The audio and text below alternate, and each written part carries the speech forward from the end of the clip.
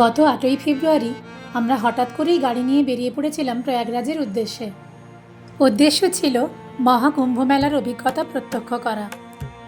গাড়ি নিয়ে এটা আমাদের তৃতীয় লং ড্রাইভ হলেও যেহেতু মহাকুম্ভ মেলা এখনও চলছে, তাই তৃতীয় লং ড্রাইভের গল্পটাই আগে শেয়ার করলাম। প্রথম আর দ্বিতীয় লং ড্রাইভের গল্প আপাতত ভবিষ্যতের জন্যই তোলা রইল। আমাদের চোখ দিয়ে আপনাদের মহাকুম্ভের দর্শন যদি আনন্দের হয়, তাহলে অবশ্যই আমাদের ভিডিওটাকে লাইক করে দেবেন। শুরুতেই বলে রাখি, মহাকুম্ভ মেলায় গিয়ে সঙ্গমে স্নান করে পাপ ধোয়া যায় এ কথা আমরা বিশ্বাস করি না, কিন্তু যুগ যুগ ধরে চলে আসা একটি আধ্যাত্মিক সমাবেশকে কেন্দ্র করে মানুষের যে এই বিপুল উৎসাহ আর উদ্দীপনা, যা আমাদের ভারতবর্ষের সংস্কৃতির অবিচ্ছেদ্য অঙ্গ বলেই আমরা মনে করি, তা উপলব্ধি করতে পেরে আমরা সত্যিই আনন্দিত। বোহেমিয়ান সোলসের সাথে আপনার মহাকুম্ভ দর্শন আনন্দের হবে এই আশা নিয়ে ভিডিওটা শুরু করলাম। আজকে ফেব্রুয়ারির ৮ তারিখ আমরা আবার যাত্রা শুরু করলাম। তবে এবারের যাত্রাটা একটু অন্যরকম। আমরা যাচ্ছি প্রয়াগরাজ মহাকুম্ভ দর্শন করতে, বা ত্রিবেণী সঙ্গমে এই মহাকুম্ভ চলাকালীন স্নান করতে। আমরা 2019-এর কুম্ভ মেলাতে গিয়েছিলাম, তো সে কারণেই আমাদের এবারে প্রথম থেকে খুব একটা পরিকল্পনা ছিল না যে আমরা যাব। আমরা ভেবেছিলাম এটা পূর্ণকুম্ভ। আসলে পূর্ণকুম্ভ হয় 12 বছরে একটা, 6 বছরে একটা হয় অর্ধকুম্ভ, আর 12টা পূর্ণকুম্ভ মানে 144 বছর পরে হয় মহাকুম্ভ। আমরা প্রথমে খুব একটা জানতাম না যে এই 2025-এর কুম্ভটাই মহাকুম্ভ, তো সে কারণে আমরা আগে থেকে প্ল্যান করিনি। কিন্তু অনেক পরে যখন আমরা জানতে পারলাম, তখন এটাই মনে হলো যে ঘুরেই আসি, কারণ 144 বছর তো আর আমরা আমাদের জীবনকালে দেখতে পাবো না। সেই কারণেই হঠাৎ করে পরিকল্পনা করা, এবং সেই কারণেই আমাদের গাড়িতে যাওয়া। হঠাৎ করে মানে পরশুদিনকে পরিকল্পনা করে আজকে বেরিয়েছি। পরশুদিনও জানতাম না যে আমরা যাব। পরশুদিনকে টোটাল প্ল্যান করে আমরা বেরোলাম। একটু বেরোতে দেরি হলো, সকাল থেকে অনেকগুলো কাজ ছিল। তো মানে এখন বাজছে সকাল 11:30। দেখি এখন আমরা কতটা পৌঁছতে পারি। যদি খুব জ্যাম না থাকে তাহলে তো অনেকটা পৌঁছানো যাবে, আর যদি জ্যাম থাকে তখন আমাদের কোথাও একটা হল্ট করতে হবে। দেখা যাক, এখন কিছুই আমাদের কোনো প্ল্যানিং নেই। ওখানে যেতে যেতে আমরা যেরম সিচুয়েশন হবে সেরম আমরা চলতে থাকবো। মনটা ভীষণ টান ছিল, তাই ভগবান আর গুরুদেবের নাম করেই আমরা বেরিয়ে পড়লাম। হ্যাঁ, আমাদের এখন ভগবান আর গুরুদেব সহায়, সেই জন্য জয়গুরু বলে আমরা বেরিয়ে পড়েছি। আমাদের সাথে আরো দুজন যাবে, দুজন সহযাত্রী এখনো তারা আমাদের গাড়িতে ওঠেনি। তাদেরকে আমরা পিক আপ করবো। পিক আপ করে তারপরে আমরা একসাথে 4 জন মিলে যাব। তাহলে আমরা এখন যেতে যেতে যেরম হবে সেরমভাবে আমরা ভিডিও করতে থাকবো আর বলতে থাকবো। ঠিক আছে, চলো। আমরা এখন ডানকুনিতে, এখন বাজছে দুপুর 1:40, আর আমাদের সাথে আরো দুজন যাদের যাওয়ার কথা ছিল। ডানকুনি পেরিয়ে অনেকটাই চলে এসেছি। আচ্ছা, ডানকুনি পেরিয়ে চলে এসেছে। আরো দুজন যাদের যাওয়ার কথা ছিল তারা অলরেডি পেছনে বসে আছে। হাই করে দাও। হাই না, এটা জয় গুরু। হ্যাঁ, জয় গুরু। জয় গুরু। আরেকজনের মুখ দেখতে পাচ্ছি না, মুখটা দেখো, মুখটা একবার বাড়িয়ে দেখো। তুমি একবার এদিক ওদিক আচ্ছা, করো, এদিক ওদিক করো না। হ্যাঁ, তো এবারে যাচ্ছি তো যাচ্ছি। সবে তো শুরু। যাবো তো যাবোই, আর কি এরকম ব্যাপারটা বলো। যাবো তো যাবোই। চলছে তো চলিতেছি। সবই গুরুদেবের কৃপা। আস্তে আস্তে আমরা এরকম ভাবেই এগোবো। সবকিছুই যদি আশীর্বাদ ঠিকঠাক থাকে, আমরা খুব ভালোভাবে গিয়ে খুব ভালোভাবে স্নান করে আবার ফিরে আসতে পারবো আশা করছি। সেটাই, দেখা যাক কি হয়। একটা অদ্ভুত এক্সাইটমেন্ট সবারই মধ্যেই কাজ করছে। একে তো কুম্ভ, তার উপরে গাড়িতে এত দূর একটা জার্নি। প্রয়াগরাজ 804 কিলোমিটার কলকাতা থেকে। তো সব মিলে একটা বিশাল একটা উত্তেজনা, বিশাল সবারই, মানে আমার একার নয়, মানে কারোর একার নয়, মানে সবারই একটা বেশ ভালো গভীর উত্তেজনা। আর একে তো কুম্ভ নয়, একে তো কুম্ভ, আর দ্বিতীয় হচ্ছে মহাকুম্ভ। মহাকুম্ভ। আর সবারই এটা ফার্স্ট টাইম, হয়তো লং ড্রাইভ উইথ কার।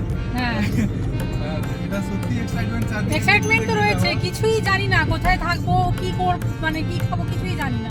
কিছু শুকনো খাবার দাবার আমরা নিয়েছি, কিন্তু যে সমস্ত আপডেট পাচ্ছি ওখানে জ্যামও রয়েছে, বা দেখা যাক কিরম কি পাই। ঠিক আছে, আমি এবারে যেরম স্লোগান দেবো তোমরা সব আমার সাথে বলবে। ওকে। হর হর মহাদেব, হর হর মহাদেব, হর হর গঙ্গে, হর হর গঙ্গে, চলো কুম্ভ। চলো কুম্ভ। জয় পার্বতী পতে, হর হর মহাদেব। হর হর মহাদেব। ঠিক আছে, এখন এইটুকু, নেক্সট এখন হ্যাঁ। আবার কিছুক্ষণ পরে আমরা ভিডিও।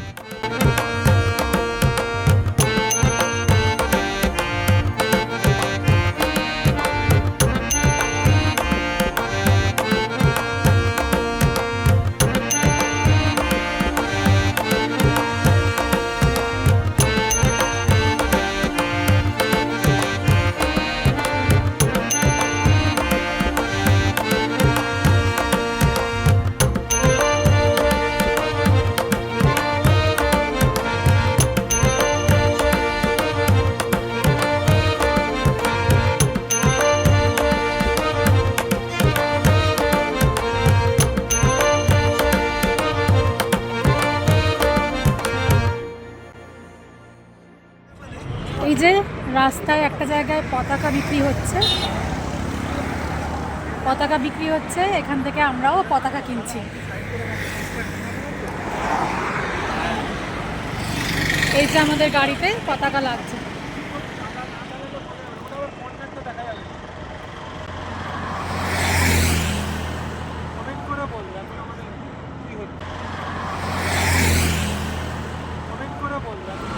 এই যে আমাদের গাড়িতে ওমের ধ্বজা লাগানো, নামটা ভালো করে দেখাও পতাকাটা। এই যে ওমের ধ্বজা লাগানো হয়েছে।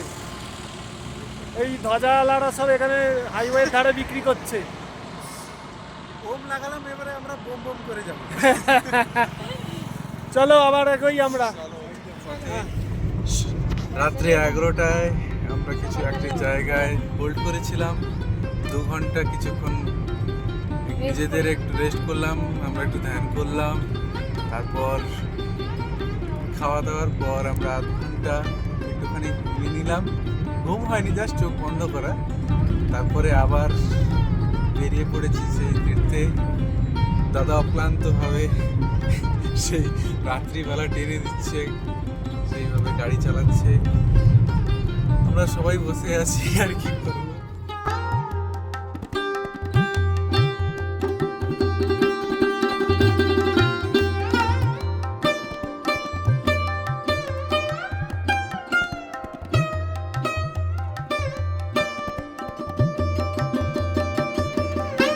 এখন বাজছে রাত্রি 3টের কাছাকাছি। আমরা এখন ঔরঙ্গাবাদ ক্রস করছি। এখান থেকেই বেশ ভালোই জ্যাম রয়েছে। সামনের অনেকগুলো গাড়িকে রং রুট নিতে দেখে আমরাও তাদের পিছু নিয়েছিলাম, যদিও রং রুট দিয়ে গিয়ে খুব একটা সুবিধে করতে পারিনি। কিছুক্ষণ পরেই আটকে গিয়েছিলাম। পরের দিন সকাল 7টায় আমাদের যাত্রা আবার শুরু করে 8 ঘন্টার জ্যাম এবং 8 ঘন্টা চা বিরতি নিয়ে আমাদের গাড়ি আপাতত চলছে। এত দীর্ঘ ড্রাইভিং জীবনে প্রথমবার। কালকে কটায় বেরিয়েছি? 12:30টায়। কলকাতা ছেড়েছি ধরো একটা, কলকাতা ছেড়েছি একটা কিন্তু 12:30টায় বেরিয়েছি। 12:30টায় কোথায়? আমি যখন বললাম স্টার্ট করলাম 11টা কত 11:30 কি একটা বললাম টাইমিং, 11:40 না কত। তারপরে আমরা হল দিয়ে এদিক ওদিক তোদেরকে তুলে তারপরে মোটামুটি 12:20 থেকে টানা চলছে, টানা। মাঝখানে জ্যাম হওয়ার জন্য ব্রেক হলো, একটু ঘুমোলাম, মোটামুটি চলছে। না, ব্যাপারটা অনেক দূর, কাছে নয় খুব একটা প্রয়াগরাজ। আমরা তো এখনো বেনারসও ঢুকতে পারলাম না, 8:44 বাজছে। এই কথাগুলো বলার সময়ও আমরা জানতাম না আর আধ ঘন্টা পরেই আমরা কি ভয়ঙ্কর জ্যামে পড়তে চলেছি।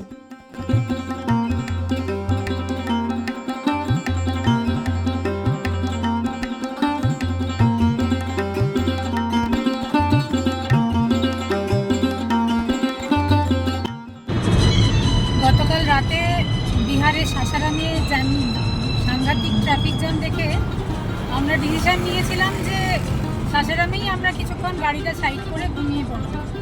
তো সেই অনুযায়ী আমরা ঘুমিয়ে পড়ি। ঘন্টা তিনেক পরেও যখন আমরা রওনা দিই সকাল 7টায়, তখনও জ্যাম ছাড়েনি। কিন্তু আর তো অপেক্ষা করা সম্ভব নয়, তাই আমরা যাত্রা শুরু করে দিয়েছিলাম। সকাল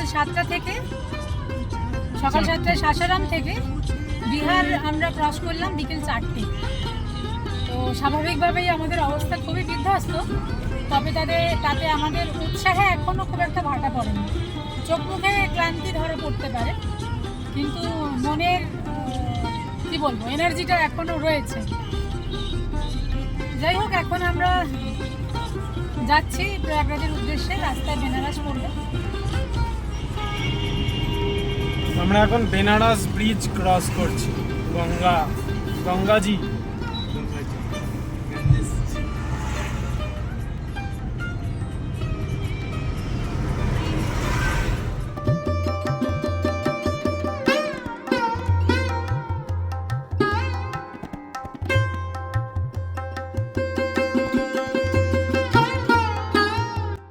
বেনারস থেকে প্রয়াগরাজের রাস্তাও খুব সুন্দর, আর কোনো জ্যাম না পাওয়াতে আমাদের গাড়ি বেশ ভালোই চলছিল। কিন্তু প্রয়াগরাজের 20-25 কিলোমিটার আগে থেকে আবারও দীর্ঘ জ্যামের মধ্যে আমরা পড়ে যাই। ঘন্টা দিয়েক ওই জ্যামের মধ্যে গাড়িতে খুব ধীরে ধীরে এগিয়ে প্রয়াগরাজে ঢোকার প্রায় 10 কিলোমিটার আগেই গাড়িটা এক জায়গায় রেখে বাকি পথটা আমরা হেঁটেই হোটেলে পৌঁছাই।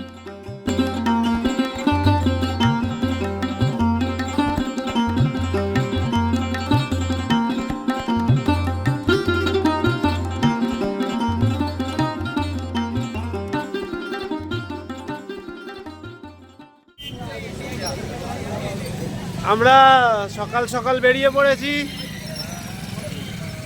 স্নানের উদ্দেশ্যে।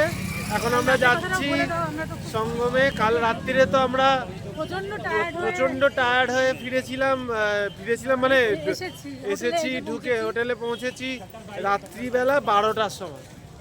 তারপরে আর কোথাও আমরা বেরোতে পারিনি। আমরা গাড়ি আগে পার্ক করে দিয়ে প্রায় 10 কিলোমিটার হেঁটে এসেছি। প্রায় 10 আমরা কাল রাতেও পৌঁছাতাম না, যেরকম ট্রাফিকের অবস্থা। হ্যাঁ, কালকে রাত্রিরে যা জ্যাম ছিল সেটা এই 10 কিলোমিটারের জন্য হয়তো সারা রাত লেগে যেত। তো আমরা 10 কিলোমিটার আগেই গাড়িটাকে একটা জায়গায় রেখে আমরা হেঁটে হেঁটে চলে এসেছি। এখন সকালবেলা আমরা বেরিয়েছি স্নানের উদ্দেশ্যে। এখন আমরা সঙ্গমে যাচ্ছি, গিয়ে আগে সবার আগে ডুব দেবো, তারপরে আবার মেলাটা ঘুরবো। কি কি দেখি না দেখি সেসব ভিডিও করব যতটা সম্ভব। হ্যাঁ, যতটা সম্ভবই তো, আর কি যতটা। এই যে পেছনে প্রচুর লোকজন, সামনেটা এক্ষুনি দেখাচ্ছি, পেছনে তো প্রচুর লোকজন দেখা যাচ্ছে। এরা সব কেউ যাচ্ছে কেউ ফিরছে, একটা অন্যরকম আবহ, অন্যরকম ব্যাপার একদম। এবারে সামনেটা দেখাই, ওই যাচ্ছে সবাই, প্রচুর লোকজন। আচ্ছা, এইদিকে আমাদের দুইজন সঙ্গী, সম্রাট এবং কার্তিকেয়ান, মিস্টার কার্তিক।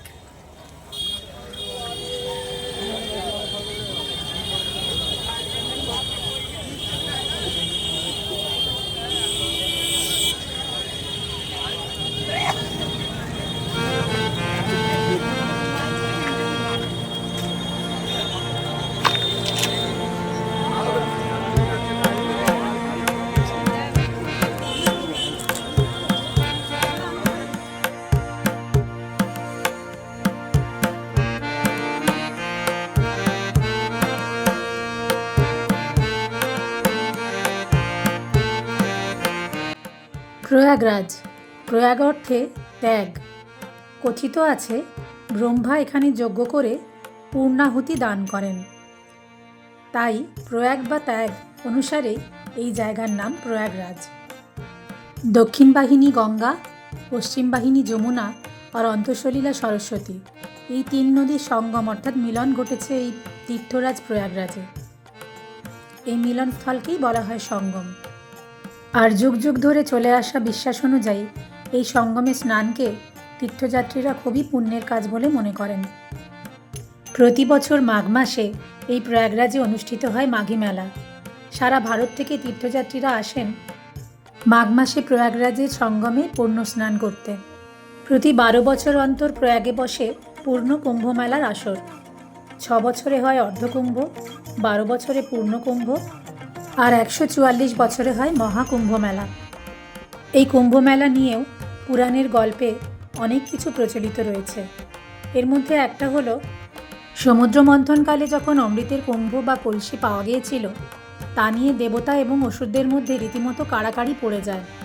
তখন দেবরাজ ইন্দ্রের পুত্র জয়ন্ত সেই অমৃতের কলসি বা কুম্ভ অসুরদের থেকে বাঁচানোর জন্য তা নিয়ে পালিয়ে আসেন এবং তাঁরই পালিয়ে যাওয়ার সময় পৃথিবীর 4টি জায়গায় সেই অমৃতের কলসি থেকে 4 ফোঁটা অমৃত পড়েছিল। এই জায়গাগুলো হলো প্রয়াগরাজ, নাসিক, উজ্জয়িনী ও হরিদ্বারে। তাই প্রয়াগরাজের পাশাপাশি নাসিক, উজ্জয়িনী এবং হরিদ্বারে প্রতি 3 বছর অন্তর পর্যায়ক্রমে এক একটি জায়গায় কুম্ভমেলার আসর বসে।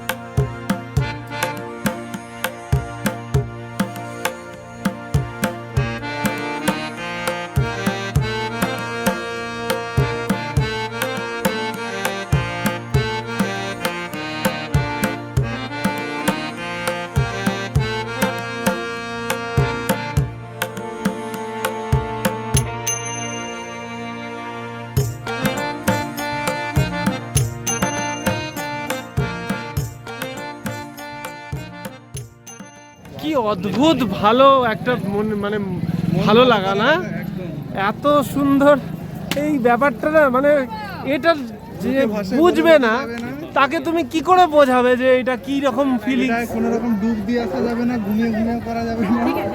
হর হর মহাদেব।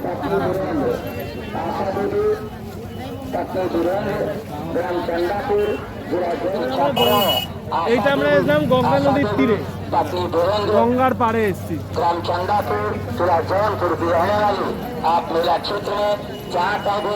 এবারে কোন ব্রিজটা দিয়ে যাচ্ছে সেটা দেখতে হবে, কোন ব্রিজটা দিয়ে যাচ্ছে দেখো খেয়াল করে।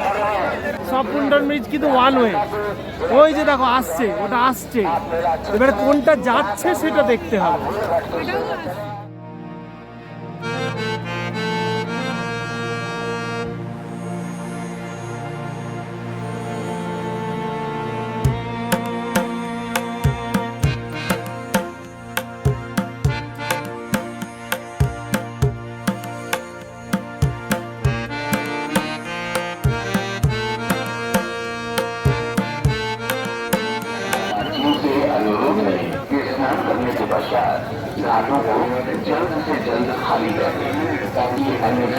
আমরা ওই দিকে যেতে পারছি না, 2 নম্বর পুন্টন ব্রিজ থেকে আমরা হাঁটছি। 9 নম্বর না 10 নম্বরটা খোলা আছে সম্ভবত, হ্যাঁ 9 নম্বরটা খোলা আছে। এই যে 9 নম্বর পুন্টন ব্রিজ কিংবা চলিত ভাষায় পিপা পুল দিয়ে আমরা সঙ্গমের দিকে যাব।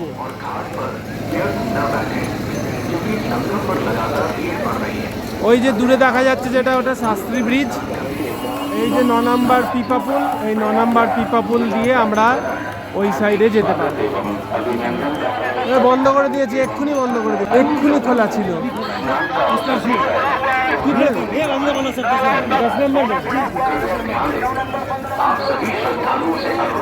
9 নম্বর আমরা জাস্ট আসাতেই বন্ধ হয়ে গেল। আবার পরের ব্রিজটা সম্ভবত খোলা আছে, দেখি 10 নম্বর পিপা পুলে আমাদেরকে এই যে অ্যানাউন্সমেন্ট করছে 10 নম্বর পিপা পুল দিয়ে ওই পারে যেতে। তাড়াতাড়ি এসে নাহলে ওটাও বন্ধ হয়ে যাবে, তাড়াতাড়ি এসে নাহলে ওটাও বন্ধ হয়ে যাবে। এই যে সামনে লেখা আছে 10 নম্বর। একসাথে থেকো, হ্যাঁ হ্যাঁ, যখন তখন বন্ধ করে দেবে। দাঁড়াও ঠিক আছে, ধরে থাক। না না ঠিক আছে, আমার মোবাইল একদম ওপরে টঙে রয়েছে।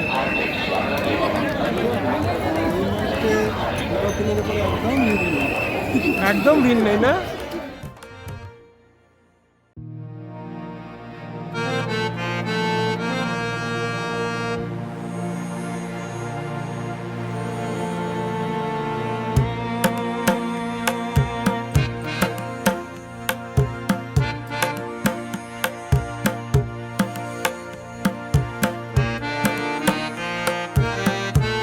আসছে, এই পার দিয়ে যাচ্ছে।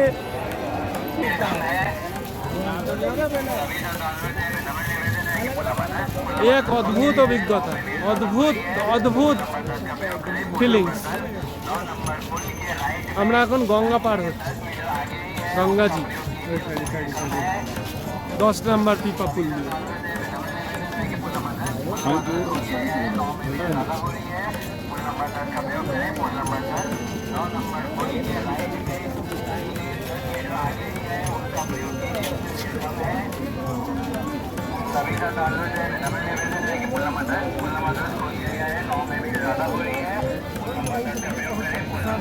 এইটা হচ্ছে নন্দীদ্বার। আমরা এখন কিলাঘাটের দিকে যাচ্ছি। কিলাঘাট হচ্ছে জন অরণ্য, সঙ্গমের দিকে যাওয়ার জন্য জন অরণ্য।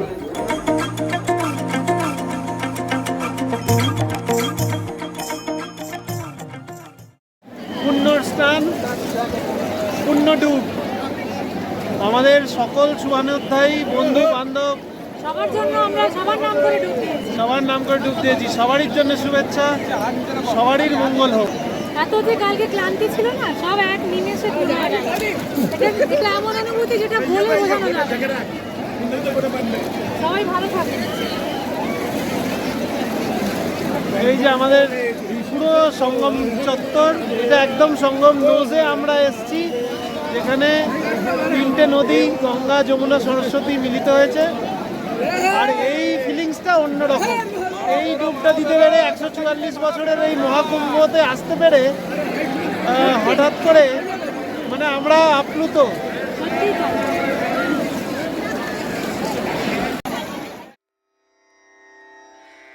Rana,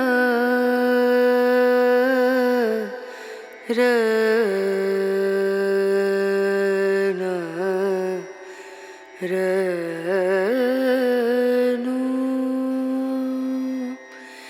Rena,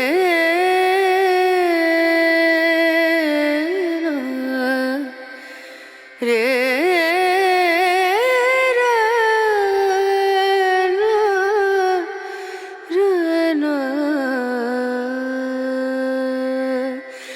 नजरिया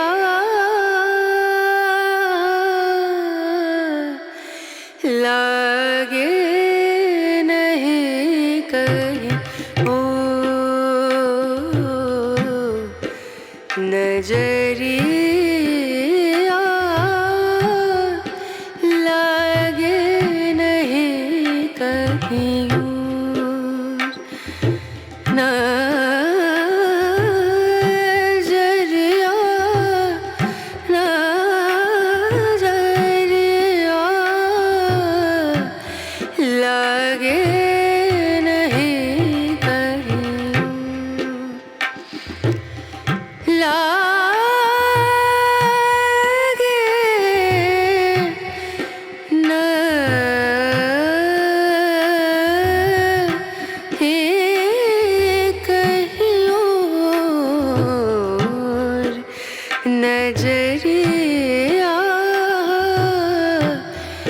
लागे नहीं कहीं। সঙ্গমে ডুব দেওয়ার পরে মনটা সত্যিই এক অদ্ভুত প্রশান্তিতে ভরেছিল। এরপরে আমরা চলে গিয়েছিলাম যোগদা সৎসঙ্গ সোসাইটি অফ ইন্ডিয়া নামে যে আধ্যাত্মিক প্রতিষ্ঠানের সঙ্গে আমরা যুক্ত, তাদেরই আশ্রমের ক্যাম্পে।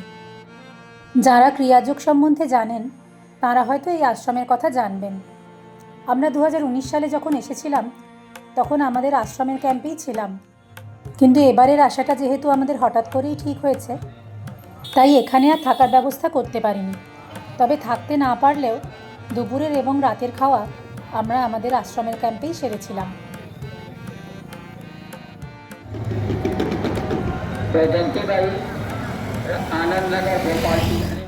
দুপুরের খাওয়া দাওয়া সেরে আমরা আবার মেলায় ঘুরতে বেরিয়ে পড়েছিলাম।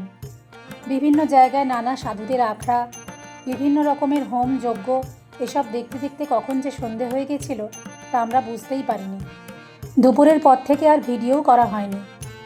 সত্যি বলতে কি ভিডিও করার কথা খুব একটা মনেও পড়েনি। আর তাছাড়া কোনো কোনো জায়গায় আমাদের মনে হয়েছে ভিডিও করতে গেলে সেই জায়গার আধ্যাত্মিক পরিবেশটা একটু হলেও বিঘ্নিত হয়, সে কারণে ভিডিও করিও নি। তবে রাতের খাওয়া সেরে আমাদের আস্তানায় ফিরে যাওয়ার আগে রাতের কুম্ভ মেলার কিছু ভিডিও করেছিলাম, সেই অভিজ্ঞতাই এখন আপনাদের সাথে শেয়ার করে নিচ্ছি।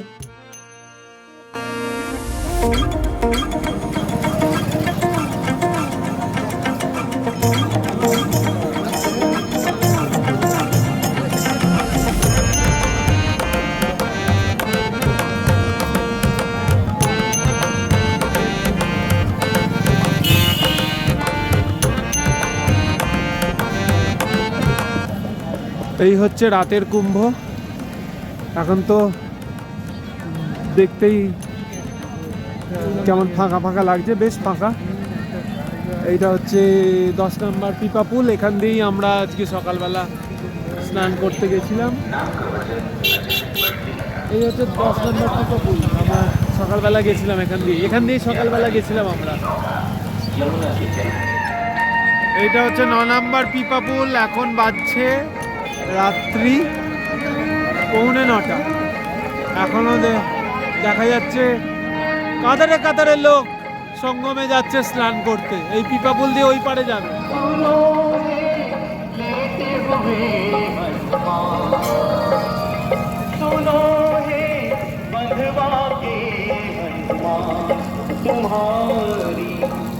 যেই গল্পটা এতক্ষণ মাইকে বললো, শুনলে কি? সেটা হচ্ছে এরকম যে আকবর যখন কেলা শুরু করেছিল খোদাই করা, তখন না খোদাই করা যখন শুরু করেছিল তখন মাটি, এই বালি যখন মাটি কাটা শুরু করেছিল তখন হনুমানজির একটা মূর্তি খুঁজে পাওয়া যায় ওইখানে, যেইটা আজকের দিনের লেটা হুয়া হনুমানজি কা মন্দির। সেই হনুমানজির মন্দিরটা তারপরে 4-5টা ভালো করে কেটে সুন্দর করে ওইখানে মন্দির প্রতিষ্ঠা হয়। ওখানে লেটা হুয়া হনুমানজির মূর্তি পাওয়া গেছিল। এই হচ্ছে লেটা হুয়া হনুমানজি মূর্তির গল্প। লেটা হুয়া হনুমানজি মানে শুয়ে থাকা হনুমানজি। এই জায়গাটা একবার যাই, ফাঁকা জায়গাটা বেশ সুন্দর।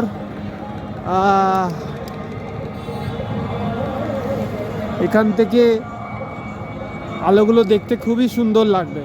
এই হচ্ছে মহাকুম্ভ মেলার প্রান্তর। তবে এই জায়গাটা লোক যাতায়াত নেই। ওই যে দূর থেকে দেখা যাচ্ছে পন্টন ব্রিজে, পিপা ব্রিজে সব লোকজন আসে। তবে এখন যথেষ্ট খালি, খুবই ফাঁকা, লোকজন একদমই প্রায় নেই। আবার কাল সকাল থেকে হয়তো ভরে উঠবে।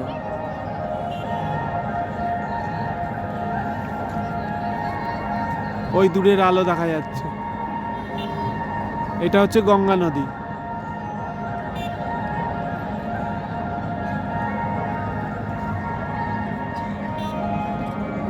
এত অনবদ্য একটা ব্যাপার না, এটা ঠিক ভাষায় প্রকাশ করা সত্যিই কঠিন। নিজে এসে এটাকে এক্সপিরিয়েন্স করাই হচ্ছে সব থেকে ভালো ব্যাপার। এটা কোনো ভিডিও, কোনো ফটো, কোনো কিছু দেখে এটা এই ফিলিংসটা হবে না। হ্যাঁ, হয়তো ভিডিও ফটো দেখে সব দেখা যাবে, এদিক ওদিকে অনেক ইনফরমেশন পাওয়া যাবে, বাট নিজে এসে যে চাক্ষুষ করা ব্যাপারটা, সেইটা একমাত্র এতেই হবে, এসেই হবে।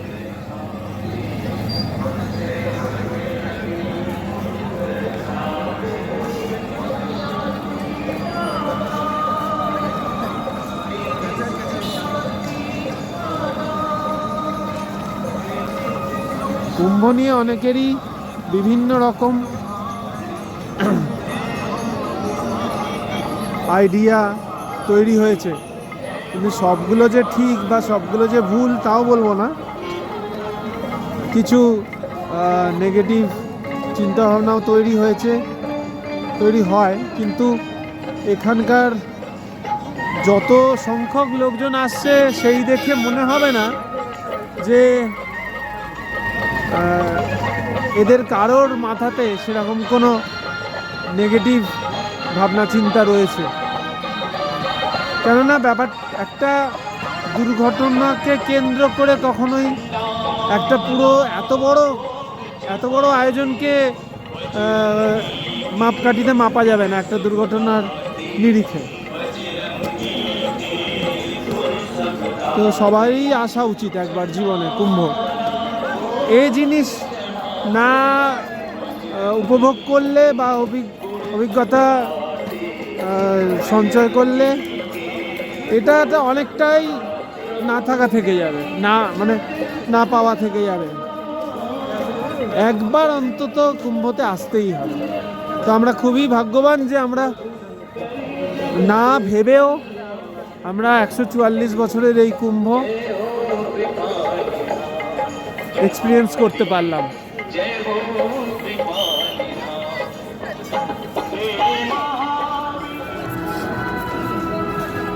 এখান থেকে ওপর প্রান্তের লাইটগুলো আরো ভালো বোঝা যাচ্ছে, এত সুন্দর।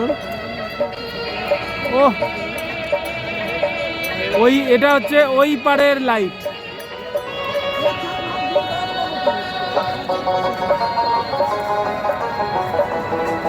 ওই পাড়ের লাইটগুলো 2019-এ যখন আমরা এসেছিলাম সেবারে আমরা যমুনার পাড়ে অবস্থিত আকবরের কেল্লা, অক্ষয় বট, যা কিনা অবিনাশী বটবৃক্ষ নামেও পরিচিত, এবং বড় হনুমানের মন্দির দর্শন করেছিলাম। কিন্তু এবারে আমাদের কাছে এমনিতেই সময় কম ছিল, আর রাষ্ট্রপতি আসার জন্য নিরাপত্তাজনিত কারণে জায়গাগুলো বন্ধও রাখা হয়েছিল। তবে আজ সারাদিনে যা দেখলাম এবং যেটুকু ঘুরলাম তাতে আমাদের মন কানায় কানায় পরিপূর্ণ, কোনো অপ্রাপ্তির জায়গায় সেখানে নেই। এই পরিপূর্ণ মন নিয়ে কাল সকালে আমরা যাত্রা শুরু করব কলকাতার উদ্দেশ্যে। কলকাতা ফেরার গল্পটা নিয়ে আমরা আসবো আগামী পর্বে। সবাই ভালো থাকবেন, আর আমাদের এই কুম্ভযাত্রার ভিডিওটা ভালো লাগলে কমেন্ট করে জানাবেন। দেখা হচ্ছে আবার আগামী পর্বে।